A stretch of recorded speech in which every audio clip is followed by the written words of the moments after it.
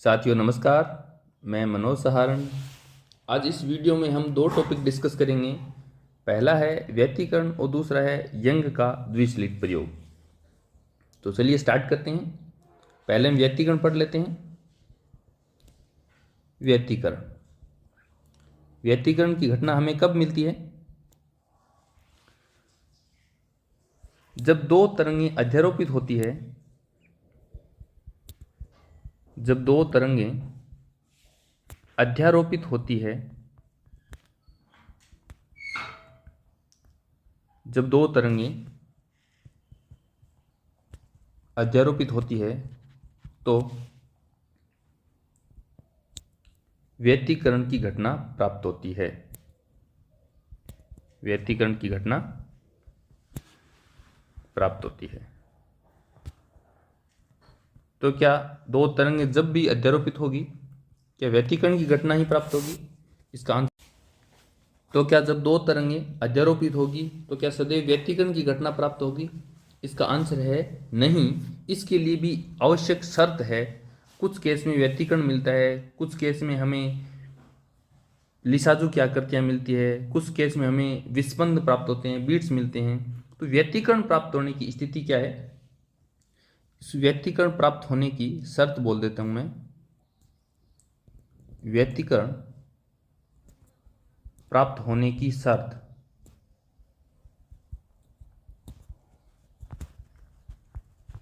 इसके लिए आवश्यक क्या स्थितियां होगी जब व्यतिकरण होगा?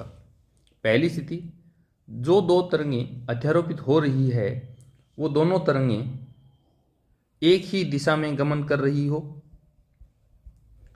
अध्यारोपित होने वाली दोनों तरंगें एक ही दिशा में संचरित कर रही हो। अध्यारोपित होने वाली दोनों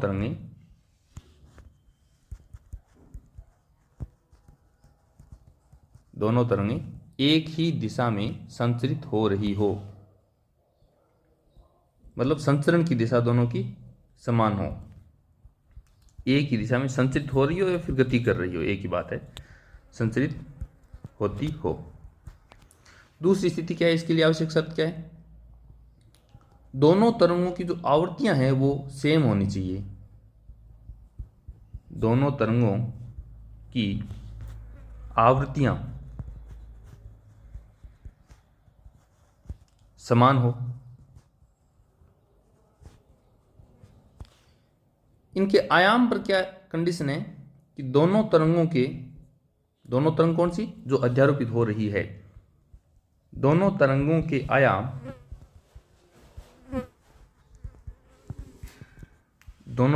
आयाम बराबर या लगभग बराबर हों। यदि बराबर हो तो बहुत अच्छी बात, बराबर नहीं है तो लगभग बराबर हों। ठीक है। नेक्स्ट जो स्थिति है कि दोनों तरंगें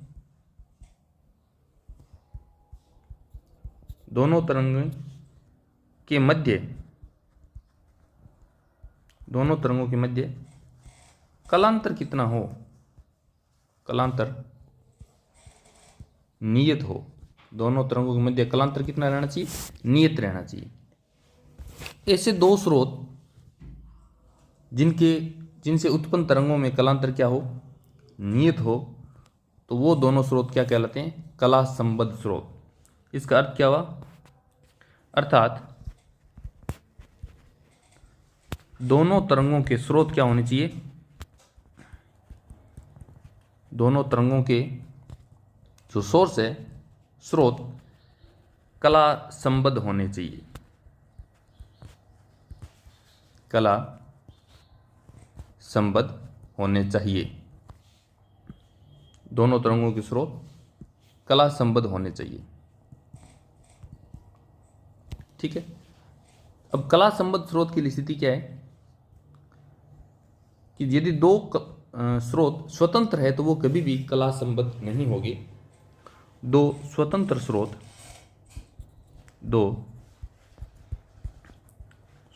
स्रोत कला संबद्ध नहीं होते। दो स्वतंत्र स्रोत कला संबद्ध नहीं होते, तो इनके लिए दो स्वतंत्र स्रोत कला संबद्ध स्रोत नहीं होते, तो फिर कला संबद्ध स्रोत कैसे प्राप्त करेंगे हम? कला संबद्ध स्रोत कैसे प्राप्त करेंगे? इसके दो तरीके हैं। पहला तो है तरंगाकर के विभाजन द्वारा कला संबद्ध स्रोत प्राप्त करना, और दूसरा है आयाम के विभाजन द्वारा कला संबद्ध स्रोत प्राप्त करना। उतना हम डिस्कस नहीं करेंगे। इसके लिए आपको ये याद रखना है कि दोनों तरंगों के मध्य कलांतर नियत हो, और जब कलांतर नियत हो तो उनके लिए स्थिति क्या बनेगी कि दोनों तरंगों के जो स्रोत है वो कला संबद्ध होने चाहिए, ठीक है। और दो जो स्वतंत्र स्रोत है वो कभी भी कला संबद्ध नहीं होते। तो कला संबद्ध स्रोत कैसे बनाएंगे हम एक ही स्रोत के दो स्रोत बनाएंगे, एक प्रकाश स्रोत के दो प्रकाश स्रोत बनाएंगे। इसके बनाने के दो तरीके हैं, एक तो आयाम का विभाजन और दूसरा है तरंगागर का विभाजन। तो ये हमारी चार कंडीशन होगी व्यतिकरण प्राप्त करने के लिए। अब हम दो तरंगें ले लेते हैं जिनका हमें व्यतिकरण करवाना है। माना पहली तरंग का जो विस्थापन समीकरण है वो y1 बराबर a1 sine omega t minus k x, और दूसरी तरंग का जो विस्थापन समीकरण है वो है y2 बराबर a2 sine omega t minus k x plus 5, ठीक है। इस तरंग की कला कितनी है? Omega t minus k x, और इस तरंग की कला कितनी है? Omega t minus k x plus 5। तो इन दोनों तरंगों के मध्य कलांतर कितना हो गया? 5 हो गया। यहाँ पर कलांतर कितना है? कलांतर बराबर 5। और व्यतिकरण के लिए आवश्यक शर्त क्या है कि इन दोनों तरंगों के मध्य जो कलांतर है 5, ये नियत रहना चाहिए। ये क्या रहना चाहिए?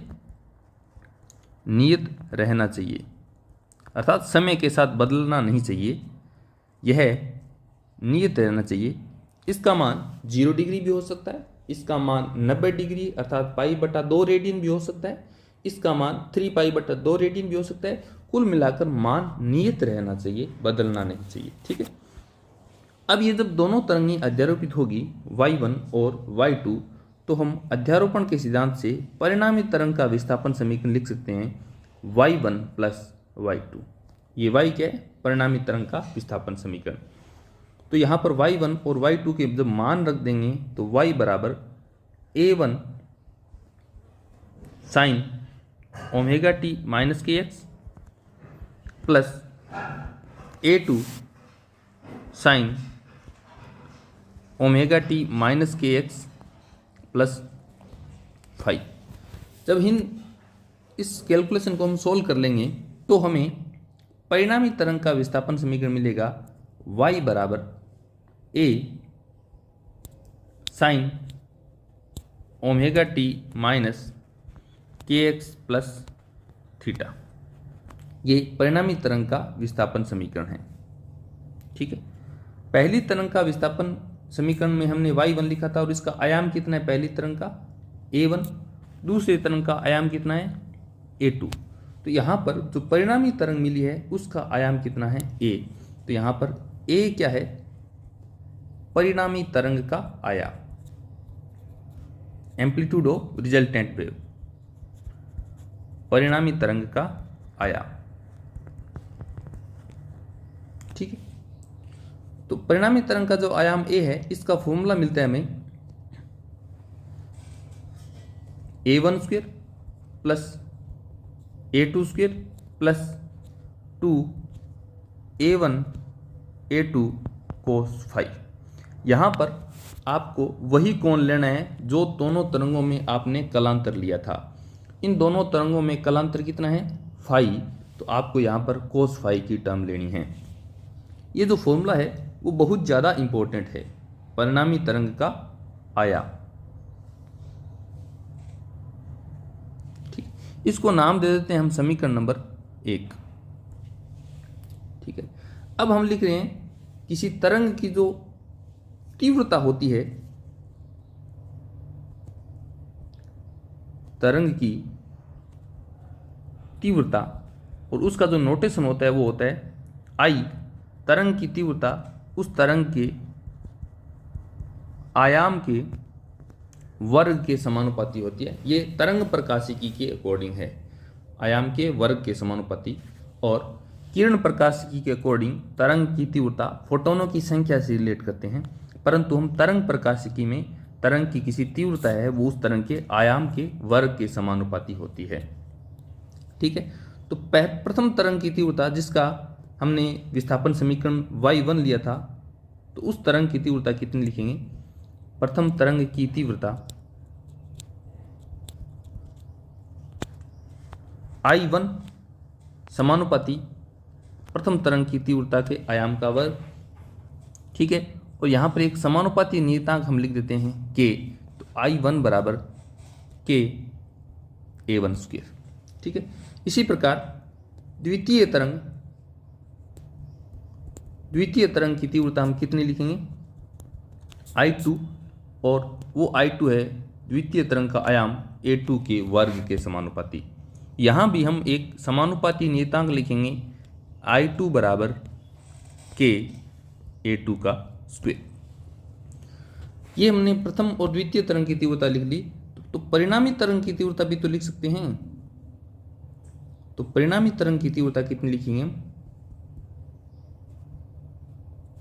परिणामी तरंग की तीव्रता वो लिख रहे हैं हम I, तो I समानुपाती परिणामी तरंग का आयाम कितना है? A, उसका वर्ग। तो यहाँ पर I कितना आ गया? I बराबर k A स्क्वायर। अब हम समीकरण 1 में यहाँ पर आयाम की टर्म में फॉर्मूला है ये, और हम ये इस फॉर्मूले को समीकरण 1 को तीव्रता में बदलना चाहते हैं। तो जहाँ पर A1 स्क्वायर है वहाँ पर I1 लाएंगे, जहाँ A2 स्क्वायर है वहाँ I2 लाएंगे, और जहाँ कैपिटल A का स्क्वायर है वहाँ पर I लाएंगे। तो समीकरण 1 का हम वर्ग कर देता हूँ मैं। ठीक है, समीकरण 1 का वर्ग करने पर,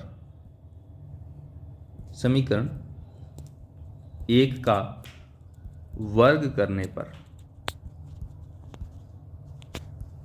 समीकरण 1 का वर्ग करूंगा तो LHS में A स्क्वायर बन जाएगा, और RHS में इसका वर्गमूल है रूट, ये हट जाएगा, तो इसको एज इट इज लिख देता हूं मैं A1 square plus A2 square plus 2 A1 A2 और cos 5। ठीक है, अब मैं दोनों तरफ k से गुणा करा दूं तो k A स्क्वायर बराबर k A1 square plus k A2 square plus 2, ये मैं यहाँ लिख देता हूँ रूट में k A1 स्क्वायर और रूट में ही k A2 स्क्वायर cos 5। ये रूट में लिखने का कारण ये है कि यहाँ पर A1 था, इसको मैं रूट में A1 स्क्वायर लिख सकता हूँ, तो यहाँ से स्क्वायर से रूट कैंसिल हो जाएगा, वापस A1 आ रहा है। A2 था, इसको रूट में A2 स्क्वायर लिख दिया। ऐसा क्यों लिख दिया? क्योंकि तीव्रता के पद में आ रहा है A1 का स्क्वायर, यहाँ पर केवल A1 है, तो स्क्वायर बनाने के लिए इसका रूट करना पड़ेगा, पहला कारण तो ये। इसके साथ साथ मैंने यहाँ पर k की गुणा कराई है, तो इस पद में एक k आएगा, एक सिंगल k की टर्म आएगी, उसको मैंने रूट के दोनों में बांट दिया, A1 और A2 में रूट के बांट दिया। ठीक है, अब हम जानते हैं यहाँ से कि I बराबर k A1 स्क्वायर, तो k A स्क्वायर ये क्या आ जाएगा? I बराबर k A1 स्क्वायर ये क्या आ जाएगा? I1 plus k A2 square क्या आ गया? I2 प्लस 2 रूट में k A1 स्क्वायर और k A2 स्क्वायर कितना आ जाएगा? ये आ जाएगा हमारे पास रूट में I1 और रूट में I2 cos 5।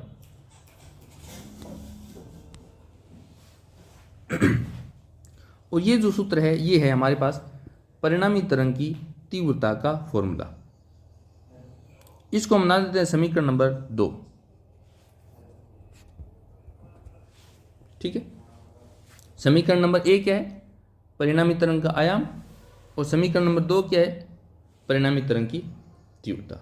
ये दोनों फॉर्मूले बहुत ज़्यादा इंपॉर्टेंट है। अब हम पढ़ रहे हैं व्यतिकरण के प्रकार।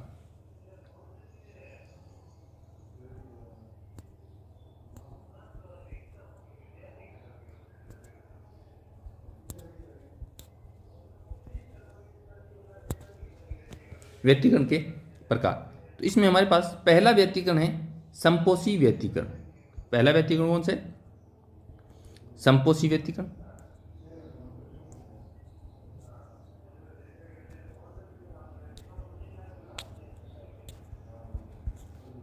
Constructive interference. संपोषी व्यतिकरण में क्या होता है कि दोनों तरंग जो अध्यारोपित हो रही है, अध्यारोपित होने वाली पहली तरंग, इसका आयाम कितना है? ये आयाम a1 है। दूसरी तरंग, इसका आयाम कितना है? a2। ठीक है, ये दोनों दो अध्यारोपित होगी, जुड़ेगी, तो इनका जो परिणामी तरंग मिलेगी वो मिलेगी हमें इस प्रकार से।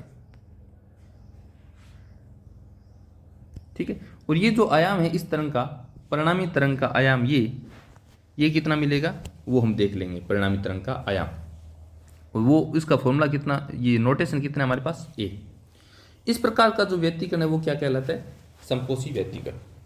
ठीक है, संपोषी व्यतिकरण में देखने से पता चल रहा है कि दोनों तरंगें जो अध्यारोपित होती है वो समान कला में हो रही है, अर्थात जो कलांतर है वो कितना हो सकता है? यहाँ पर 0 भी हो सकता है, 2 पाई भी हो सकता है, 4 पाई भी हो सकता है, 6 पाई भी हो सकता है, एंड सो ऑन। इसका मतलब जो कलांतर है वो पाई का समगुणज है, पाई का समगुणज, इवन कोफिशिएंट ऑफ पाई। ठीक है, ये है कलांतर। इसको मैं ये भी लिख सकता हूं कि पाई बराबर समगुणज है, तो यहां पर मैं पाई के गुणा में कुछ सम संख्या लिख देता हूं। सम संख्या मैंने लिख दी n। n का मान 0 हो सकता है, 1 हो सकता है, 2 हो सकता है, 3 हो सकता है। यहाँ पर 1, 3 विषम भी आ रही है, तो इनको सम बनाने के लिए मैं यहाँ पर 2 की गुणा कर देता हूँ। ये आ गया कलांतर। जब पाई का मान 2n पाई है, ऐसा 0 हो सकता है, 2 पाई हो सकता है, 4 पाई हो सकता है, 6 पाई हो सकता है। इस स्थिति में कोस पाई का मान कितना होता है? कोस फाई, कोस 0 का मान v1 होता है, कोस 2 पाई का मान v1, कोस 4 पाई का मान v1 और कोस 6 पाई का मान v1, अर्थात कोस 2n पाई का मान कितना हो जाता है? 1। ठीक है, कोस 2n पाई का मान 1 हो गया। अब हम परिणामी तरंग का आयाम a लिखें तो वो कितना लिख पाएंगे? स्क्वायर रूट ऑफ, ये फॉर्मूला है हमारे पास, रूट में a1 square plus a2 square plus 2a1 a2 cos phi, तो यहाँ पर कोस फाई का मान कितना हो गया? 1। तो इस फॉर्मूले को हम लिख पाएंगे a1 square plus a2 square plus 2a1 a2, और यहाँ पर कोस फाई का मान कितना हो गया? 1। और ये जो फॉर्मूला देखने से पता चल रहा है हमें, a का मान है वो कितना है? Square root of a1 plus a2 का होल स्क्वायर। अब होल स्क्वायर को जो एक्सपेंड करेंगे तो ये आएगा a1 square plus a2 square plus 2a1 a2। अब होल स्क्वायर से ये स्क्वायर रूट कैंसिल हो गया, a का मान आ गया हमारे पास a1 प्लस a2। और ये जो परिणामी तरंग का आयाम आया है ये अधिकतम आयाम है, अर्थात दोनों तरंगें वो एक ही कला में जुड़ती है, तो परिणामी तरंग का आयाम कितना मिलता है? अधिकतम। तो हम ये लिख पाएंगे कि a मैक्सिमम है वो कितना आ रहा है हमारे पास? a1 plus a2। ये फॉर्मूला बहुत ज़्यादा इंपॉर्टेंट है कि जो a मैक्सिमम है वो कितना है आपके पास? a1 plus a2। ठीक है, ये तो आ गया परिणामी तरंग का आयाम, अधिकतम मिल रहा है। ठीक है, अब मैं a को क्या लिख पाऊंगा यहाँ से, या फिर इसी फॉर्मूले से निकाल लेता हूँ मैं परिणामी तरंग की तीव्रता। परिणामी तरंग की तीव्रता कितनी आई? I बराबर I1 plus I2 plus 2 root में I1 I2, और कोस फाई का मान कितना हो गया? 1। इसको मैं ये लिख सकता हूँ कि I बराबर रूट में I1 प्लस रूट में I2 और इसका होल स्क्वायर। जब इसको एक्सपेंड करूंगा तो रूट I1 का स्क्वायर I1, रूट I2 का स्क्वायर I2 और 2 रूट में I1 I2। ठीक है, और जो स्क्वायर है, मैं दोनों साइड स्क्वायर रूट करूँ तो ये आ जाएगा रूट में आई परिणामी तरंग की तीव्रता बराबर रूट में I1 प्लस रूट में I2। और ये जो परिणामी तरंग की तीव्रता है वो मिलती है यहाँ पर अधिकतम, ये है रूट में I मैक्सिमम का फॉर्मूला। ठीक है, ये फॉर्मूला हो गया हमारे पास। इस फॉर्मूले को इस फॉर्मूले से यदि हम कंपेयर करें तो डायरेक्ट लिख सकते हैं ए मैक्सिमम, ठीक है, जो तीव्रता है, तीव्रता आयाम के वर्ग के समानुपाती होता है। तो जब मैं आयाम को फॉर्मूला लिखूंगा तो तीव्रता का रूट कर दूंगा। ठीक है, आयाम को क्या लिख सकता हूं, तीव्रता का रूट। तो मैंने यही किया है, यहां पर आयाम था, इसको मैंने तीव्रता का रूट लिख दिया। परिणामी तरंग का आयाम है तो परिणामी तरंग की तीव्रता, परिणामी तरंग का आयाम अधिकतम है तो ये भी तीव्रता भी कितनी होगी, अधिकतम। ये पहली तरंग का आयाम A1 है तो पहली तरंग की तीव्रता रूट में I1 होगी। ये दूसरी तरंग का आयाम A2 है तो यहाँ पर दूसरी तरंग की तीव्रता रूट में I2 होगी। तो हम इस फॉर्मूले को डायरेक्ट यहाँ से भी याद रख सकते हैं और परिणामी तरंग की तीव्रता का फॉर्मूला भी लिख सकते हैं। तो ये हमारा केस हो गया समपोषी व्यतिकरण।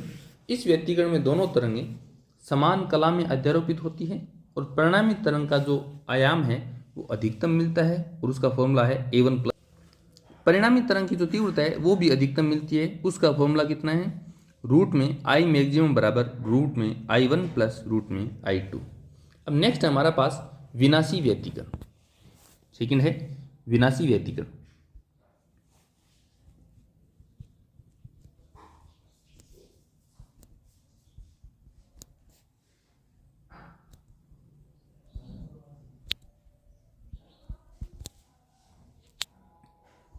विनाशी व्यतिकरण मतलब डिस्ट्रक्टिव इंटरफेरेंस। जैसा कि नाम से पता चल रहा है, समपोषी व्यतिकरण मतलब तरंगों के आयाम और तीव्रता का पोषण हो रहा था, और विनाशी व्यतिकरण में तरंगों के आयाम और तीव्रता का क्या होगा, विनाश होगा। तो दो तरंगें लेते हैं जिनका अध्यारोपण हो, ये पहली तरंग और ये दूसरी तरंग।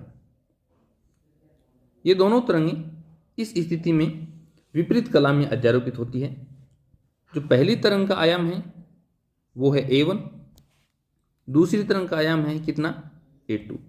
जब ये दोनों तरंगें अध्यारोपित होगी, यदि A1 बड़ा है A2 से तो परिणामी तरंग इस प्रकार से मिलेगी, और यदि A2 बड़ा है A1 से तो परिणामी तरंग हमें इस प्रकार से मिलेगी।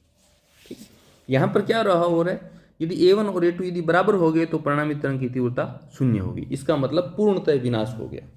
ठीक है, तो हमने यही कहा था कि दोनों तरंगों के आयाम बराबर या फिर लगभग बराबर होने चाहिए। यदि एग्जैक्ट बराबर है तो विनाशी व्यतिकरण में आपको कोई तीव्रता या फिर कोई तरंग नहीं मिलती, तरंग का पूर्णतः विनाश हो जाता है। ठीक है, और यदि दोनों तरंगों के आयाम लगभग बराबर है तो आपको परिणामी तरंग मिलेगी, परंतु उसका जो आयाम है वो बहुत कम मिल रहा है।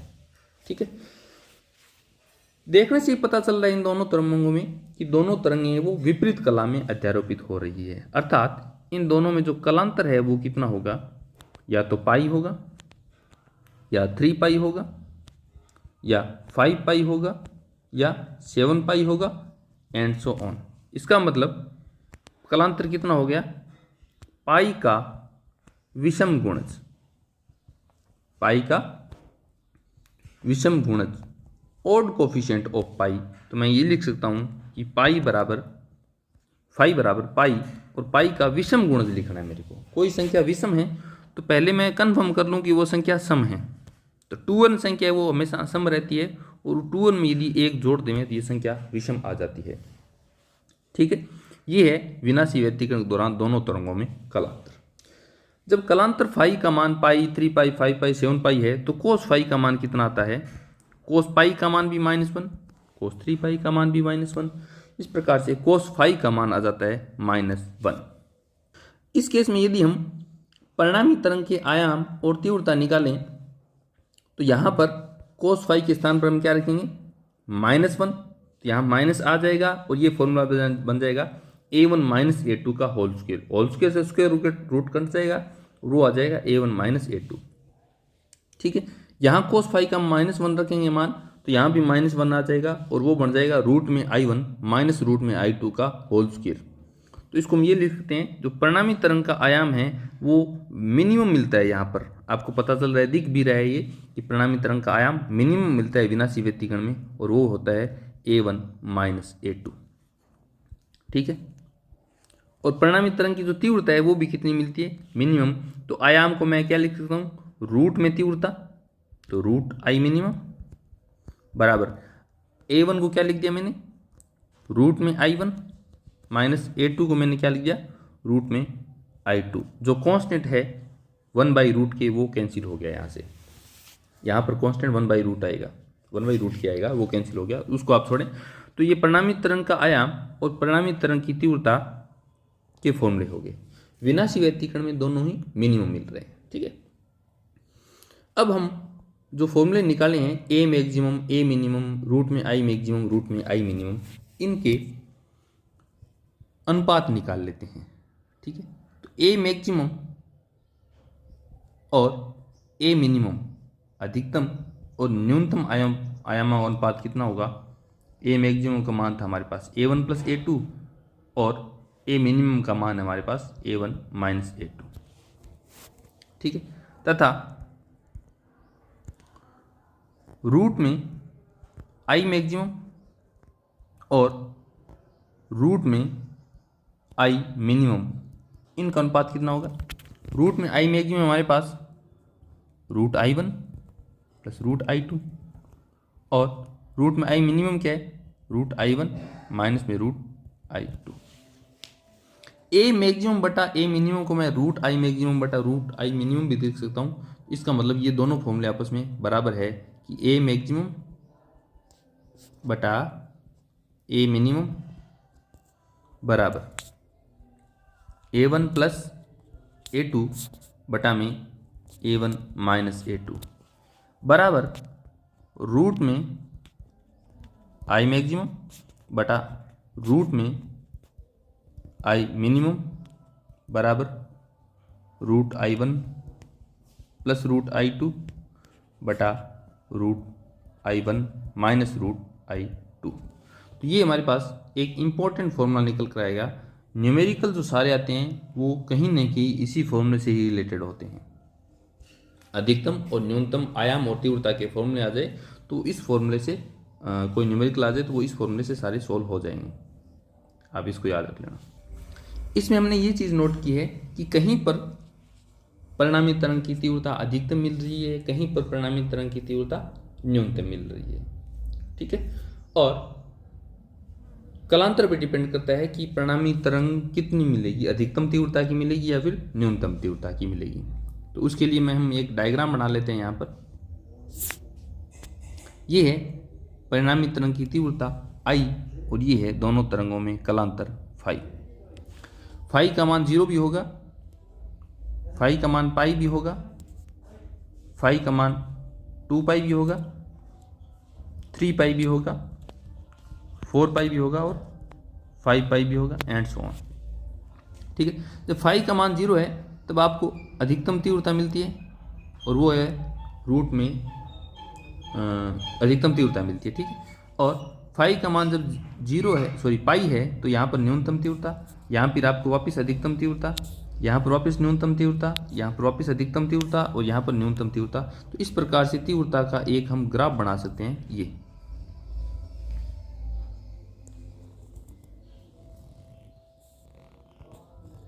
ठीक है, जब फाई का मान 0, 2 पाई, 4 पाई है तो तीव्रता आपको अधिकतम मिल रही है। जब फाई का मान पाई, 3 पाई और 5 पाई है तो आपको तीव्रता 0 मिल रही है, 0 या फिर मिनिमम मिल रही है। ठीक है, तो ये होगी आपकी तीव्रता वितरण ग्राफ कालांतर के साथ। ये जो लेवल है वो अधिकतम तीव्रता का लेवल है I मैक्सिमम का, और ये जो तीव्रता है वो न्यूनतम तीव्रता का लेवल है I मिनिमम। तो हम ये आपको डिस्कस कर लेते हैं कि पहले तरंग की तीव्रता कितनी थी I1, दूसरे तरंग की तीव्रता कितनी थी I2, दोनों तरंगों की तीव्रता कितनी हो जानी चाहिए I1 प्लस I2, दोनों तरंगों की तीव्रता ये हो जानी चाहिए थी। ठीक है, लेकिन कहीं कहीं आपको I मैक्सिमम मिल रही है, कहीं पर I आपको मिनिमम मिल रही है। ठीक है, तो इनका जो अनुपात या सॉरी इनका जो औसत है वो कितना आना चाहिए आपकी I1 प्लस I2। ठीक है, तो इनका यदि हम औसत निकालें तो औसत आएगा I maximum plus I minimum बटा 2 और वो आ जाएगा वापस I1 प्लस I2। इसका मतलब ये जो तीव्रता वितरण ग्राफ बनाए हमने, यहाँ पर केवल ऊर्जा का पुनर्वितरण हो रहा है। यहाँ पर न्यूनतम तीव्रता मिल रही है, इसका मतलब अंधेरा मिल रहा है, और यहाँ पर आपको अधिकतम उजाला मिल रहा है, इसका मतलब यहाँ वाला जो प्रकाश था वो यहाँ शिफ्ट हो गया। अर्थात ये जो व्यतिकरण की घटना है वो ऊर्जा संरक्षण पर आधारित है। अर्थात व्यतिकरण, ये बहुत ज़्यादा इंपॉर्टेंट है, ये आपसे पूछा जा सकता है ये लाइन कि व्यतिकरण की घटना किस भौतिक राशि के संरक्षण पर आधारित है। तो व्यतिकरण की घटना ऊर्जा संरक्षण पर आधारित है। व्यतिकरण की घटना ऊर्जा संरक्षण पर आधारित है। यहां पर ऊर्जा की हानि नहीं होती, बल्कि ऊर्जा का क्या होता है, पुनर्वितरण होता है, रीडिस्ट्रीब्यूशन ऑफ एनर्जी। ऊर्जा का पुनर्वितरण होता है। ठीक है, ये हमारा टॉपिक कंप्लीट हो गया व्यतिकरण। इसमें हमारा नेक्स्ट टॉपिक है वो है यंग का द्विस्लिट प्रयोग। A2 यहाँ आप, ये प्रकाश स्रोत है, एक वर्णी प्रकाश स्रोत, यहाँ पर मोनोक्रोमेटिक प्रकाश स्रोत।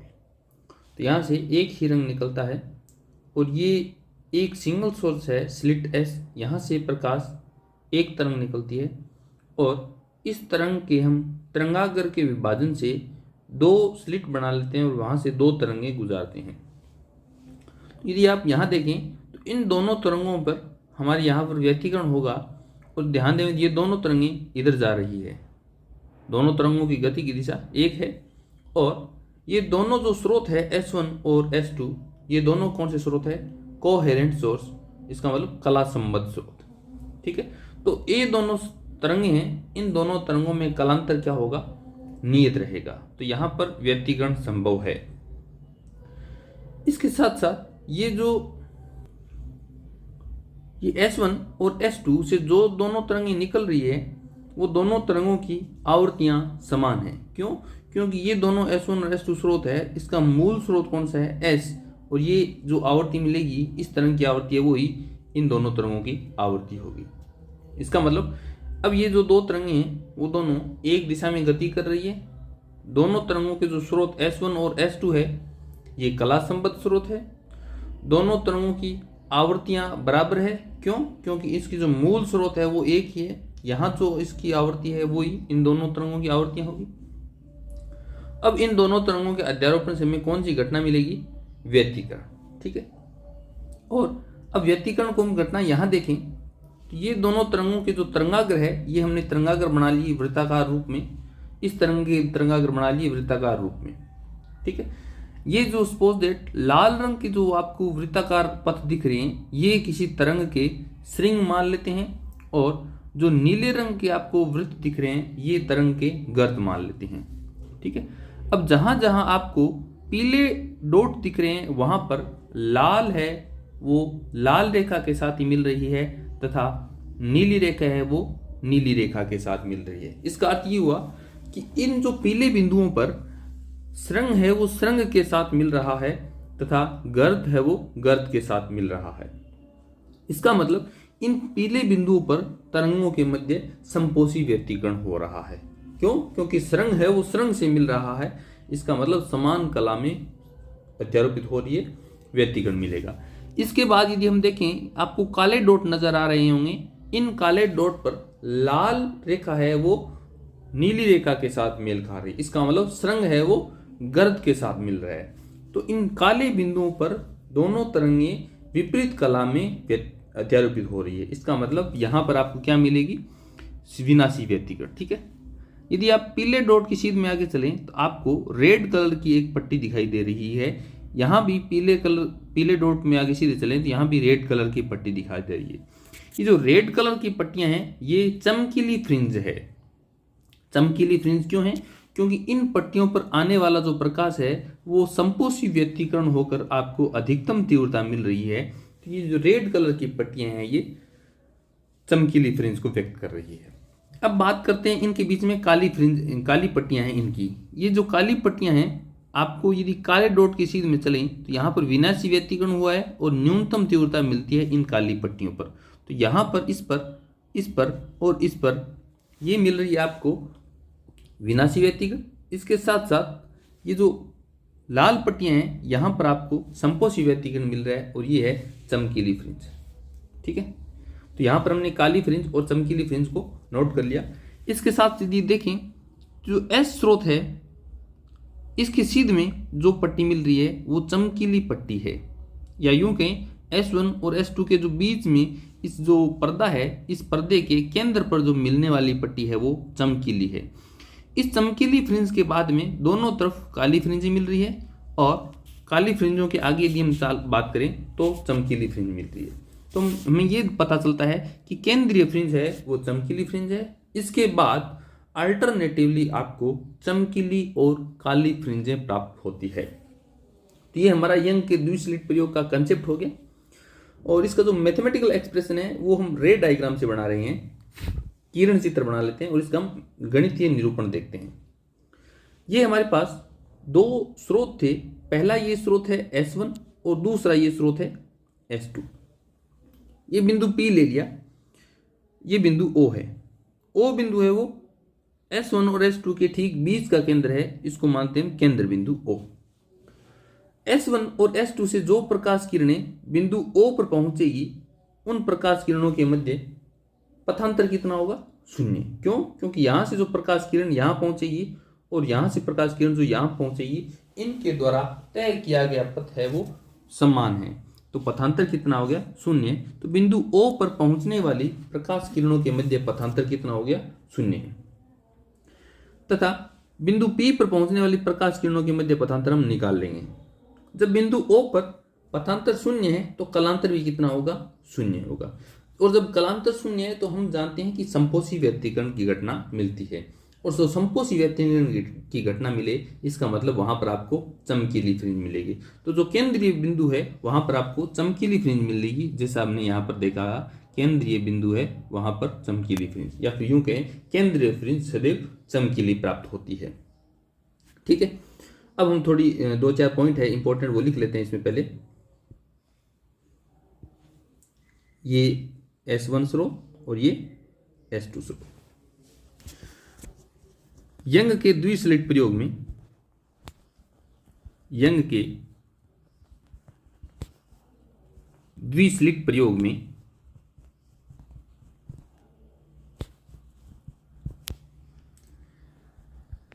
एक वर्णी प्रकाश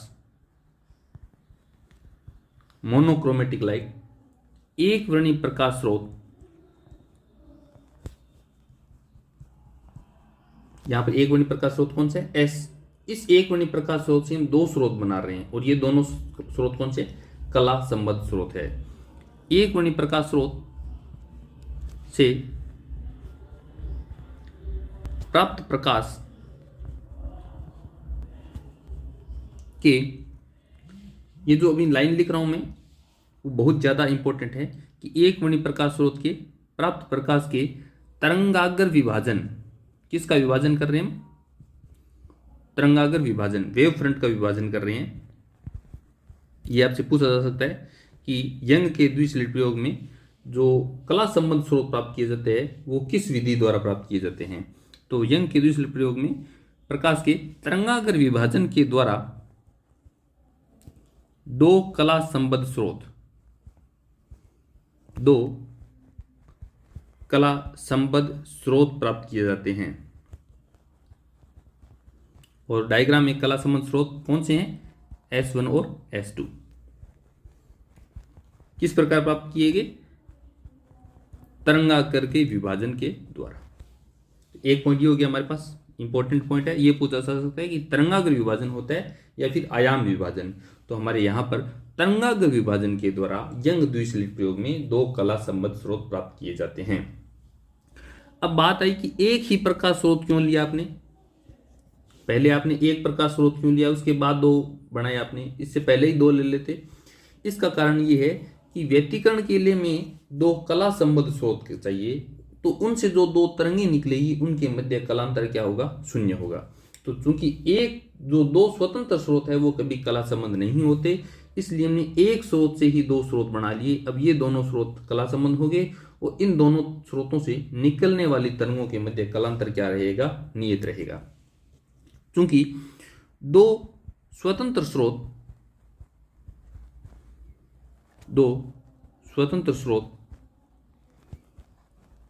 कभी भी कला संबद्ध नहीं होते, दो स्वतंत्र स्रोत कभी भी कला संबद्ध नहीं होते, अतः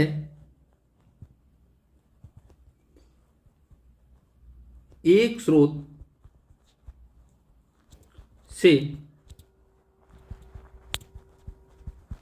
दो स्रोत प्राप्त किए जाते हैं।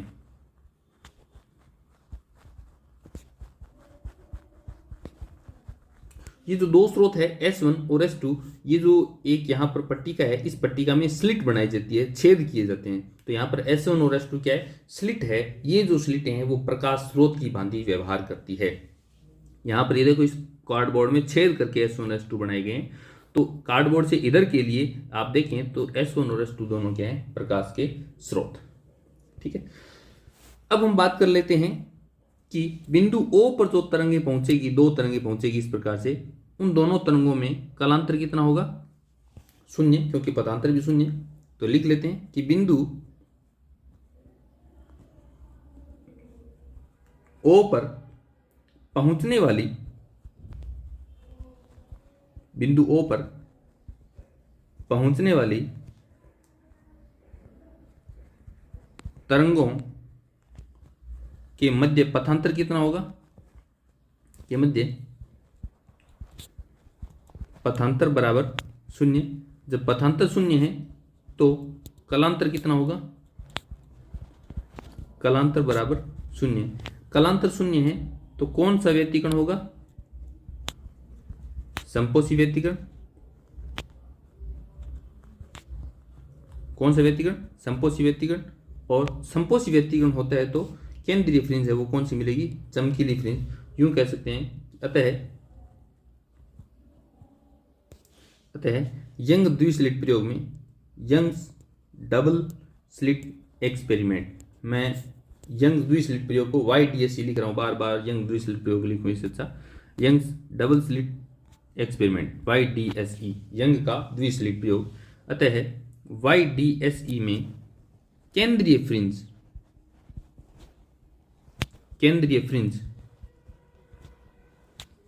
सदैव, केंद्रीय फ्रिंज सदैव चमकीली, केंद्रीय फ्रिंज सदैव चमकीली प्राप्त होती है। यह प्रश्न पूछा जा सकता है, केंद्रीय फ्रिंज सदैव चमकीली प्राप्त होती है, यह हमें याद रखना होगा। ठीक, ये मैं लाइन कर देता हूं कि केंद्रीय फ्रिंज है वो सदैव चमकीली प्राप्त होती है। ठीक है, अब नेक्स्ट लाइन क्या है हमारे पास कि बिंदु P पर पहुंचने वाली तरंगों के मध्य कलांतर निकाल लेते हैं। बिंदु O पर पहुंचने वाली तरंगों के मध्य पथांतर और कलांतर शून्य है। बिंदु P पर ये दो तरंगे पहुंच रही हैं, इन दोनों के मध्य यदि हम पथांतर की बात करें तो AP जो दूरी है वो BP दूरी से कम है। अब कितनी कम है, ये जो दूरी BD है ये इसमें एक्स्ट्रा है। यदि हम AP और DP की बात करें तो ये दोनों बराबर हैं। जो S2 स्लिट से बिंदु P पर पहुंच रही है लाइट, वो BD दूरी ज़्यादा तय करेगा। तो S1P और S2P ये जो दो तरंग हैं, इन दोनों में पथांतर कितना है, BD। पथांतर कितना हो गया हमारे पास, BD। लिख लेता हूं मैं कि बिंदु P पर पहुंचने वाली तरंगों में पथांतर कितना है, पहुंचने वाली तरंगों में पथांतर। तो पथांतर को मैं लिख देता हूं डेल्टा लैम्डा बराबर कितना है, ये बी डी, बी डी, ठीक है। अब यदि हम ट्राइंगल ए बी डी की बात करें, ये एंगल कितना है, थीटा, ये भी कितना है, थीटा। इसमें हम कैलकुलेट कर लेते हैं साइन थीटा। तो साइन थीटा कितना आएगा हमारे पास, साइन थीटा बराबर लंब कितना है, बी डी, साइन थीटा बराबर लंब बटा कर्ण, और कर्ण कितना है, डी, ठीक है। तो यहां से बी डी का मान कितना आएगा, डी साइन थीटा, ठीक है। तो जो पथांतर है वो डेल्टा लेमडा कितना आ गया, डी साइन थीटा। आपको ये याद रखना है कि ये जो दो स्लिट है S1 और S2, इनके बीच की दूरी कितनी है, D, और दोनों स्लिट S1 और S2 एवं पर्दे के बीच की दूरी कितनी होती है, कैपिटल D। आपको ये चीज याद रखनी पड़ेगी, ठीक है। जब भी कोई न्यूमेरिकल पूछे तो ये D और ये D दोनों आप इलेक्ट कर लेना, क्योंकि ये S1 और S2 के बीच में दूरी बहुत कम रखी जाती है, इसलिए इसको सिंबल स्मॉल d से लिखा जाता है, और स्लिट और स्क्रीन के बीच में जो दूरी है इसके कंपैरिजन में ज़्यादा है, और इसको कैपिटल D से नोटेशन दिया जाता है, ठीक है। तो पथांतर कितना आ गया हमारे पास, d साइन थीटा। और ये जो फ्रिंज प्राप्त हो रही है वो केंद्रीय फ्रिंज से कितनी दूरी पर है, y दूरी पर है, ठीक है। अब हम बात कर लेते हैं कि पथांतर मिल गया आपके पास डी एक्स बटा डी साइन थीटा। चूंकि थीटा यहां पर क्या होता है, अत्यल्प होता है, थीटा बहुत कम होता है, बहुत छोटा होता है, इसलिए हम यू लिख सकते हैं, अत्यल्प होता है, इसलिए साइन थीटा को हम क्या लिख सकते हैं, अप्रोक्सीमेटली थीटा, ठीक है। और साइन थीटा को हमने यहां पर लिख दिया थीटा, तो डेल्टा लेमडा बराबर डी थीटा। और थीटा क्या है, कोण, थीटा क्या है, कोण। ये दूरी है, ये बिंदु P, ये बिंदु O, और ये बिंदु है C। इस डायग्राम में बिंदु C, बिंदु P और बिंदु O, और ये कोण है थीटा हमारे पास, ठीक है, ये थीटा है। चूंकि थीटा बहुत अल्प है, इसलिए हम इस थीटा को कोण बराबर चाप, और चाप कितना है, y, और त्रिज्या कितनी है, कैपिटल D, इसलिए लिख सकते हैं कोण बराबर चाप बटा त्रिज्या। थीटा के लिए हम मान ये रख देंगे, तो डेल्टा लेमडा आएगा आपके पास, डेल्टा लेमडा बराबर d y बटा d। ये बात समझ आ गई। अब यहां से हम बात करें कि कौन सा व्यक्तीकरण है, संपोषी व्यक्तीकरण है या फिर विनाशी व्यक्तीकरण है। तो संपोषी व्यक्तीकरण की बात करें, पहला संपोषी व्यक्तीकरण,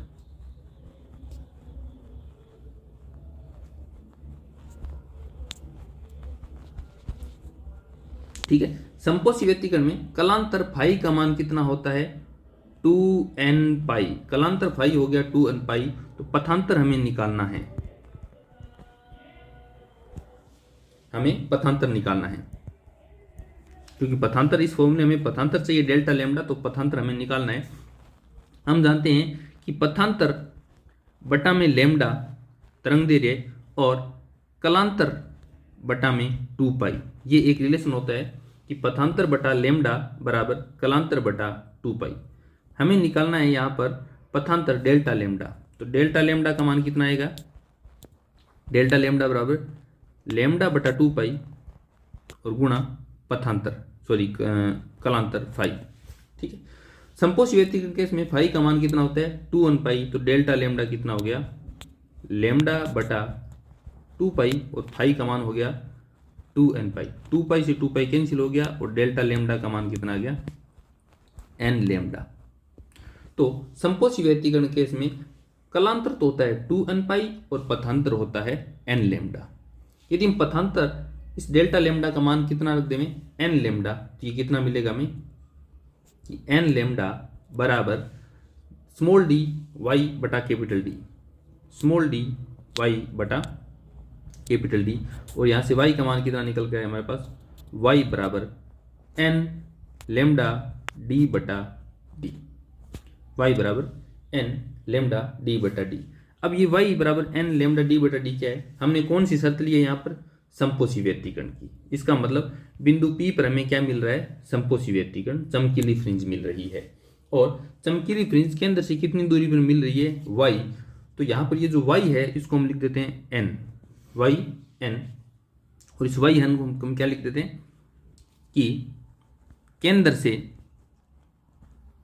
केंद्र कौन सा है, ओ से एन वी चमकीली फ्रिंज की दूरी, एन वी चमकीली फ्रिंज की दूरी, केंद्र से एन वी चमकीली फ्रिंज की दूरी। ठीक है, इस डायग्राम में हम देखें तो सपोज दैट केंद्र से एन वी फ्रिंज की चमकीली फ्रिंज की दूरी ये है और n+1 वी चमकीली फ्रिंज की दूरी ये है। ये तो हो गया एन वी फ्रिंज चमकीली फ्रिंज की दूरी yn, और n+1 वी चमकीली फ्रिंज की दूरी कितनी होगी, yn+1।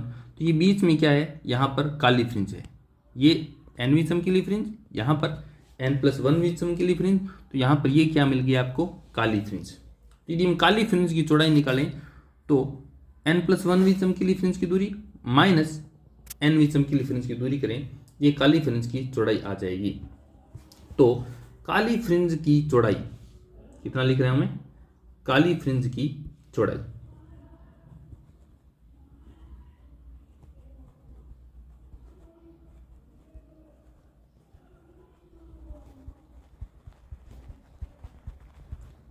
इसको मैं लिख देता हूं बीटा काली, बीटा के सबस्क्रिप्ट लिख दिया, बीटा काली, काली फ्रिंज की चौड़ाई बराबर वाई n+1 वी फ्रिंज की केंद्र से दूरी माइनस एन वी चमकीली फ्रिंज की केंद्र से दूरी। यदि ये मान रखें तो वाई n+1 का मान कितना आ जाएगा, n+1 लेमडा डी बटा D minus n lambda D बटा डी। इसको जब हल करें तो बीटा काली फ्रिंज की चौड़ाई ये हमारे पास निकल कर आती है लेमडा डी बटा डी। इसको आप याद रखेंगे कि काली फ्रिंज की जो चौड़ाई है वो कितनी है, लेमडा डी बटा डी। ये हमने पढ़ लिया संपोषी व्यतिकरण, जब जैसे ही पढ़ा तो काली फ्रिंज की चौड़ाई निकाल ली। अब हम पढ़ लेते हैं विनाशी व्यतिकरण। नेक्स्ट टॉपिक है हमारा विनाशी व्यतिकरण।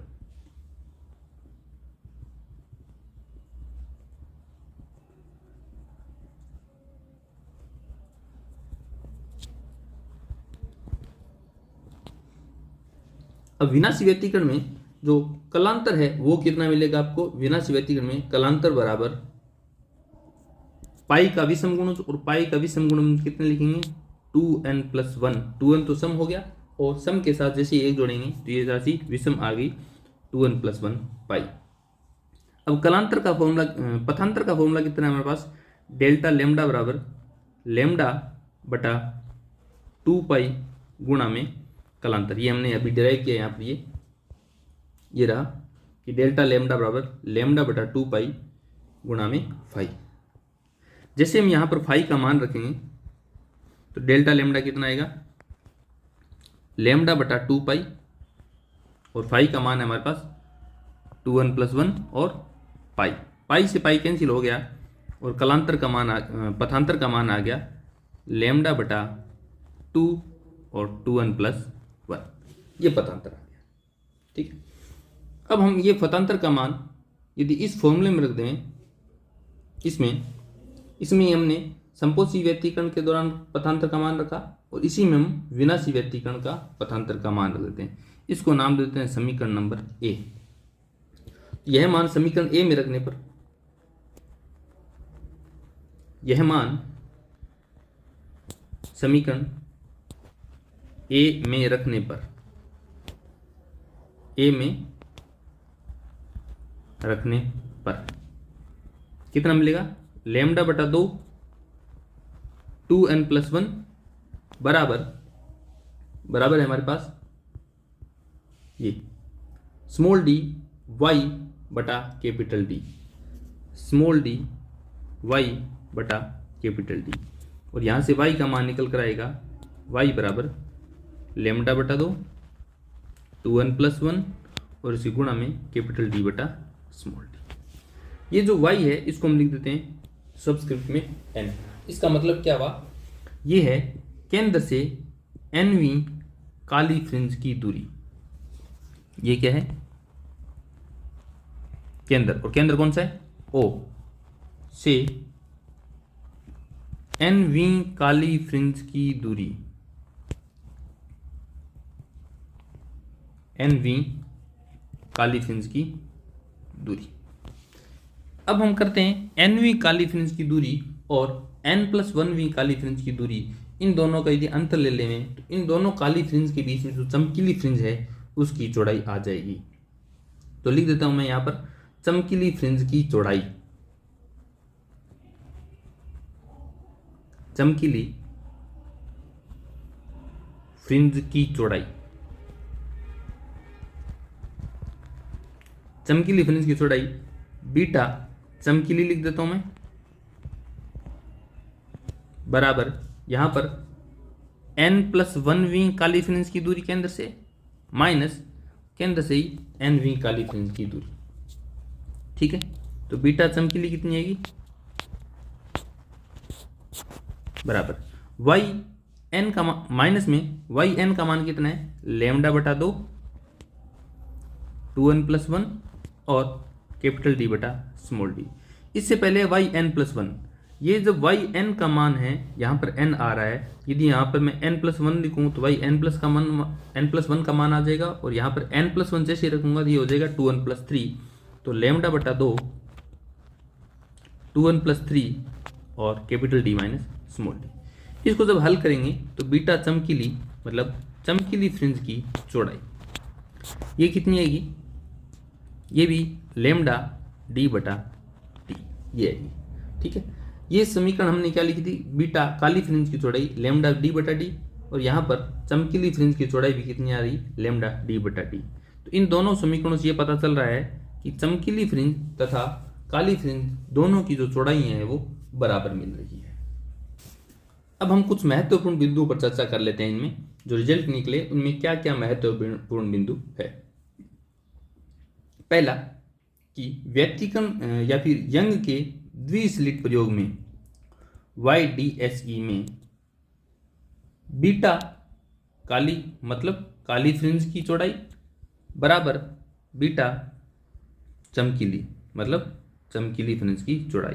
तो यंग के द्विस्लिट प्रयोग में काली तथा चमकीली फ्रिंज की चौड़ाई बराबर मिलती है और ये बराबर इसको नाम दे देता हूं मैं, दोनों को बीटा ही लिखूंगा। अब आज के बाद बीटा काली या फिर बीटा चमकीली नहीं लिखूंगा। ये फ्रिंज की चौड़ाई है, यह काली फ्रिंज की चौड़ाई भी हो सकती है और चमकीली फ्रिंज की चौड़ाई भी हो सकती है और इसका मान कितना है, लैम्डा कैपिटल D बटा स्मॉल d। ध्यान रखें आप, कैपिटल D ऊपर आता है, स्मॉल d नीचे आता है इस फॉर्मूले में, ये ध्यान रखने योग्य बात है। d है वो स्लिट एवं पर्दे के बीच की दूरी है और जो स्मॉल d है वो दोनों दो स्लिट है S1 S2 उनके बीच की दूरी है।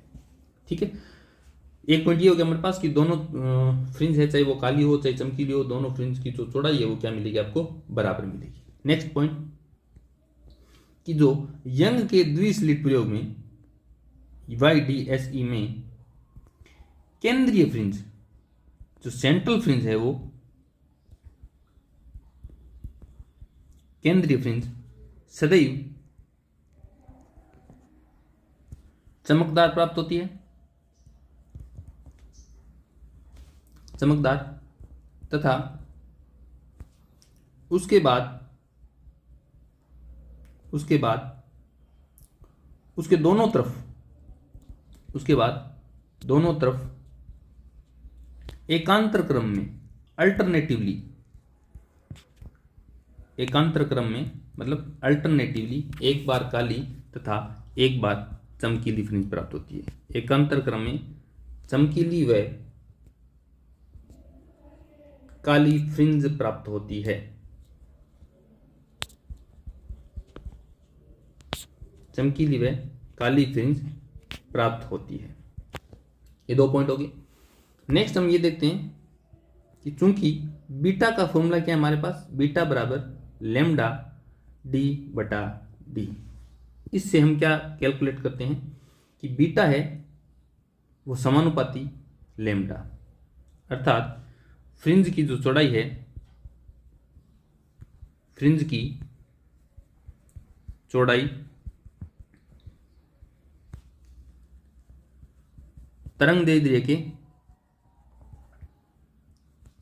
के समानुपाती होती है। इसका मतलब यदि आप तरंग दैर्घ्य बढ़ा देवें तो फ्रिंज की चौड़ाई बढ़ जाती है। समानुपाती का अर्थ क्या हुआ कि यदि आप तरंग दैर्घ्य बढ़ा देवें तो फ्रिंज की चौड़ाई बढ़ जाती है।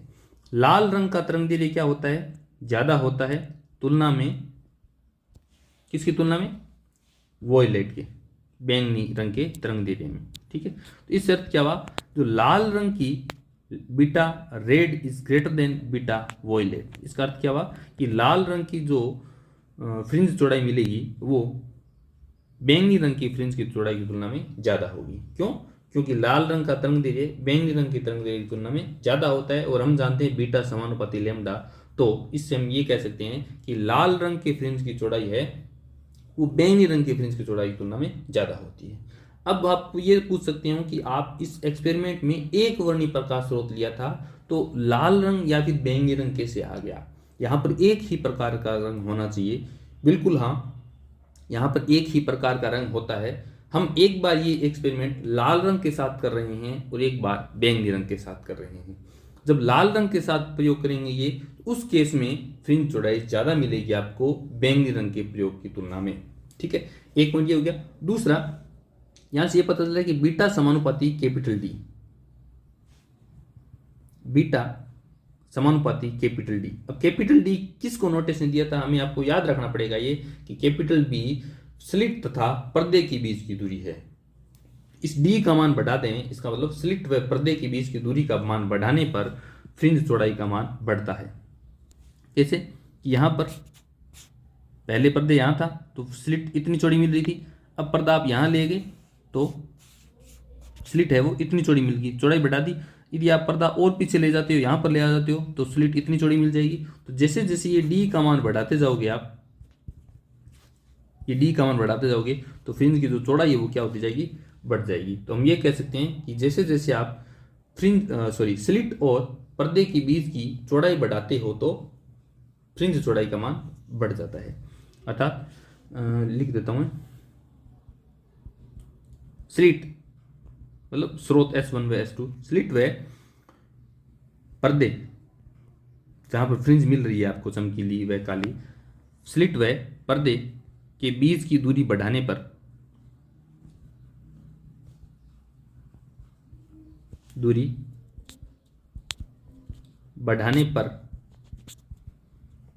फ्रिंज चौड़ाई का मान बढ़ता है। फ्रिंज चौड़ाई का मान बढ़ता है। ठीक है, और यदि पर्दे और स्लिट के बीच की दूरी आप घटा दो तो फ्रिंज चौड़ाई का मान घट जाता है। उसको मैं लिख ना जाऊं, आप समझ लेना ये बात। दूसरी है कि बीटा समानुपाती 1/लैम्डा क्या है, बीटा समानुपाती 1/d, यहां से बीटा समानुपाती 1/d। तो ये पता चल रहा है कि बीटा है वो स्मॉल डी के व्युत्क्रमानुपाती है, अर्थात स्मॉल डी का मान बढ़ाने पर बीटा का मान क्या हो जाएगा, कम हो जाएगा। और स्मॉल डी का मतलब क्या हुआ, स्मॉल डी का मतलब हुआ कि दोनों स्लिटों के बीच की दूरी, अर्थात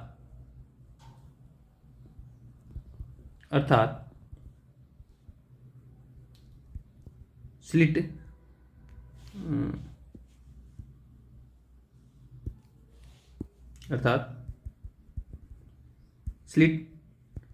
S1 व S2 के बीच की दूरी कम करने पर फ्रिंज चौड़ाई का मान बढ़ता है, और ज़्यादा कर देते हो तो फ्रिंज चौड़ाई का मान कम हो जाता है। बीच की दूरी को मान कम करने पर फ्रिंज चौड़ाई का मान बढ़ता है। ठीक है, ये हमने तीनों राशियों में डिपेंडेंसी पढ़ ली, लैम्डा डी और स्मॉल डी पर। तीसरी बात है कि जो बीटा है वो समानुपाती 1/म्यू, हालांकि म्यू जो अपवर्तनांक है फॉर्मूले में आपको नहीं दिख रहा है, ये जो बीटा है माध्यम के अपवर्तनांक पर भी निर्भर करती है।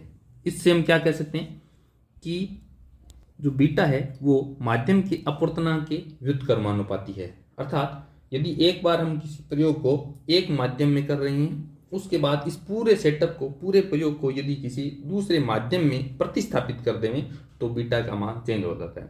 सपोज दैट हम एक बार इसको बाहर कमरे में कर रहे हैं, दूसरे बार इस पूरे सेटअप को हम जल में विस्थापित कर देवें तो बीटा का मान क्या हो जाएगा, कम हो जाएगा। क्यों? क्योंकि उस स्थिति में लैम्डा का मान कम हो जाएगा। अर्थात ये कह सकते हैं कि पूरे प्रयोग को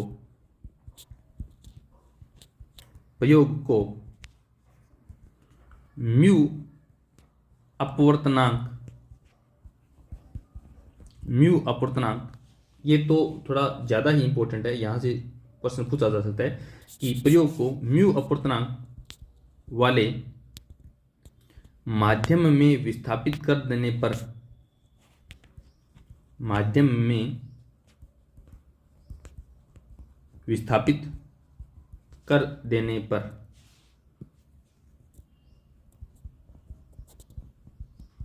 पर जो फ्रिंज की चौड़ाई बदलेगी, बीटा डैश है वो कितनी हो जाएगी, बीटा बटा म्यू।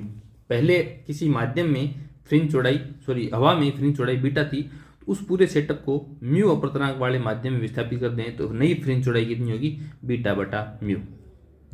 ठीक है, अब हम एक बात और देख लेते हैं, नेक्स्ट पॉइंट, कि एक वर्णी प्रकाश स्रोत लिया था हमने, कि एक वर्णी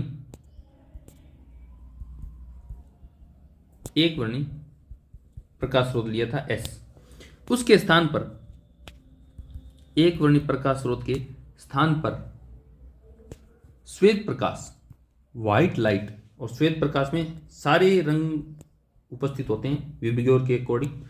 श्वेत प्रकाश उपयोग में लेने पर, मतलब एक वर्णी प्रकाश के स्थान पर यदि श्वेत प्रकाश ले लें उपयोग में लेने पर क्या होगा, लेने पर फ्रिंजें रंगीन प्रतीत होगी। फ्रिंजें क्या होगी, रंगीन प्रतीत होगी। क्यों? क्योंकि अलग अलग रंग की फ्रिंज चौड़ाई अलग अलग होगी। तो कहीं किसी लाल रंग की फ्रिंज चौड़ाई ज़्यादा है, बैंगनी रंग की फ्रिंज चौड़ाई कम है, तो इस हिसाब से एक बार वो पैटर्न गड़बड़ा जाएगा और सारी की सारी जो फ्रिंज हैं वो रंगीन दिखाई देने लगी, रंगीन प्रतीत होगी। परंतु केंद्रीय फ्रिंज अभी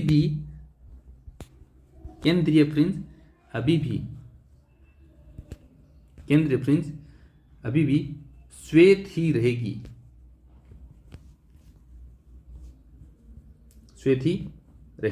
ठीक है। और नेक्स्ट पॉइंट हमारे पास फ्रिंज की कोणीय चौड़ाई। फ्रिंज की कोणीय चौड़ाई, अब कोणीय चौड़ाई कैसे कैलकुलेट है फ्रिंज की कोणीय चौड़ाई, ये आपको फ्रिंज मिल रही है, ये पर्दा है, इस पर्दे पर फ्रिंज की मोटाई कितनी मिल रही है आपको, किसी एक फ्रिंज को डिस्कस कर रहे हैं, इस फ्रिंज की मोटाई है बीटा, ठीक है। ये कोण कितना है, थीटा, और स्लिट और पर्दे के बीच की दूरी कितनी है, कैपिटल डी।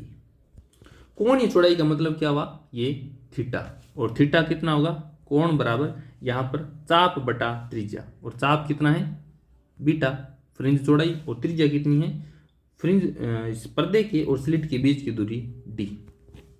बीटा में डी का भाग देंगे, ठीक है, बीटा में कैपिटल डी का जैसे ही भाग देंगे तो कैपिटल डी से कैपिटल डी कैंसिल हो जाएगा, और यहाँ से यदि आप देखें तो बीटा बटा डी का मान कितना आ रहा है, लेमडा बटा स्मॉल डी, ये आ जाएगा थीटा के बराबर लेमडा बटा में स्मॉल डी। ये है फ्रिंज की कोणीय चौड़ाई। यदि आप ध्यान दें तो जो फ्रिंज की रेखीय चौड़ाई बीटा थी ये कैपिटल डी पर निर्भर कर रही थी और कैपिटल डी के समानुपाती थी, परंतु जो कोणीय चौड़ाई है वो कैपिटल डी पर निर्भर नहीं करती। तो ये लिख सकते हैं कि फ्रिंज की कोणीय चौड़ाई, फ्रिंज की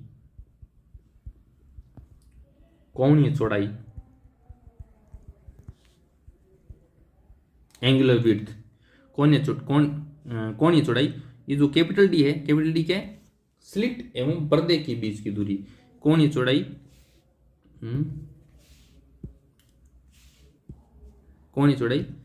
डी पर निर्भर नहीं करती,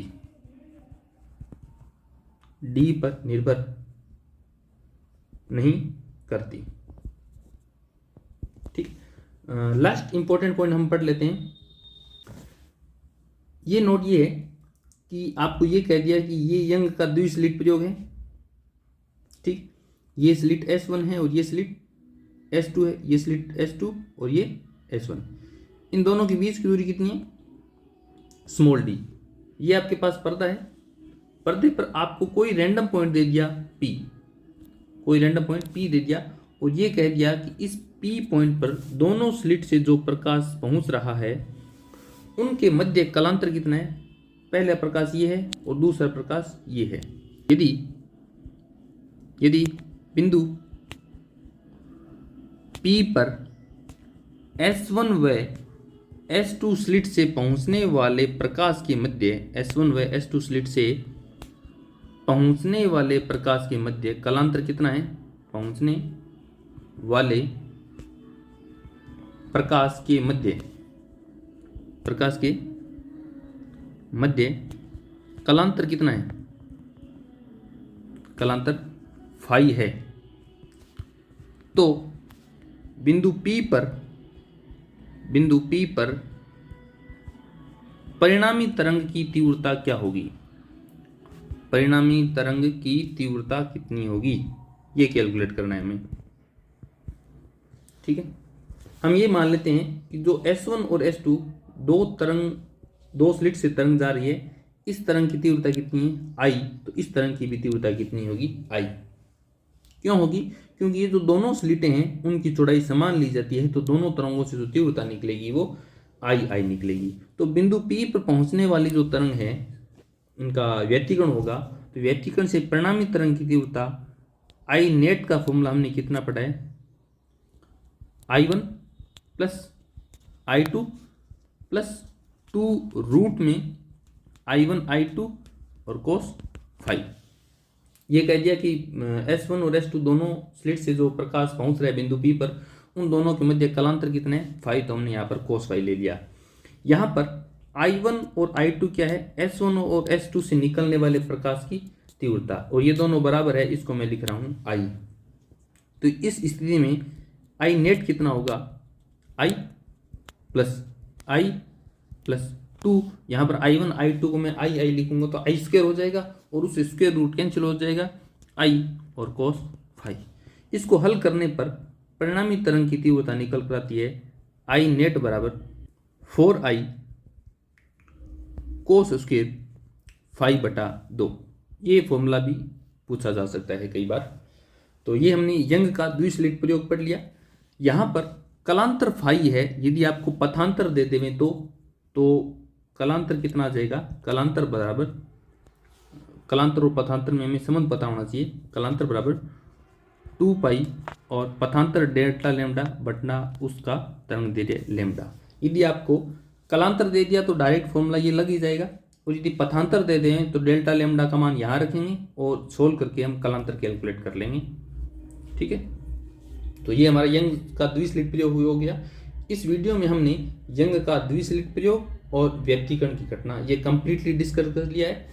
इसमें कोई प्रॉब्लम है तो आप यहाँ कमेंट बॉक्स में पूछ सकते हैं। और thank you for watching this video.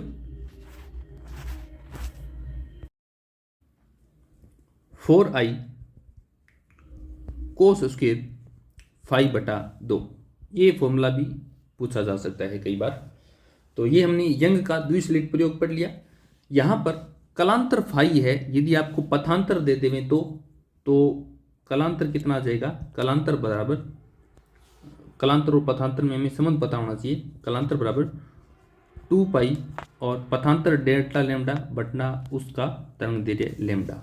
यदि आपको कालांतर दे दिया तो डायरेक्ट फॉर्मूला ये लग ही जाएगा, और यदि पथांतर दे दें तो डेल्टा लैम्डा का मान यहाँ रखेंगे और सोल्व करके हम कालांतर कैलकुलेट कर लेंगे, ठीक है। तो ये हमारा यंग का द्विस्लिट प्रयोग हो गया। इस वीडियो में हमने यंग का द्विस्लिट प्रयोग और व्यतिकरण की घटना ये कंप्लीटली डिस्कस कर लिया है। इसमें कोई प्रॉब्लम है तो आप यहाँ कमेंट बॉक्स में पूछ सकते हैं। और thank you for watching this video.